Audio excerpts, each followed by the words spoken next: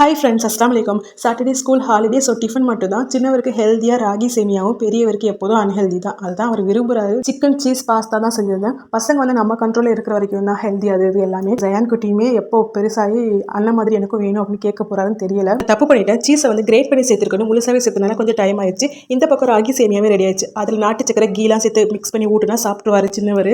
வீடு ஷிஃப்ட் பண்ணதுலேருந்து அதை ஆர்கனைஸ் பண்ணும் இதை ஆர்கனைஸ் பண்ணணுன்னு டைம் ஃபுல்லாகவே அதிலேயே ஸ்பெண்ட் பண்ணுற மாதிரி இருக்குது. இப்படி தான் டே ஃபுல்லாகவே போயிட்டு இருக்கு. எதுவுமே ப்ராப்பராக அரேஞ்ச் பண்ணாதனால திரும்ப ஆர்கனைஸ் பண்ணிகிட்டே இருக்கிற மாதிரி இருக்குது. பீரோ வந்து ப்ராப்பராக ஆர்கனைஸ் பண்ண அப்படின்னு சொல்லிட்டு ஸ்டார்ட் பண்ணியிருந்தேன்.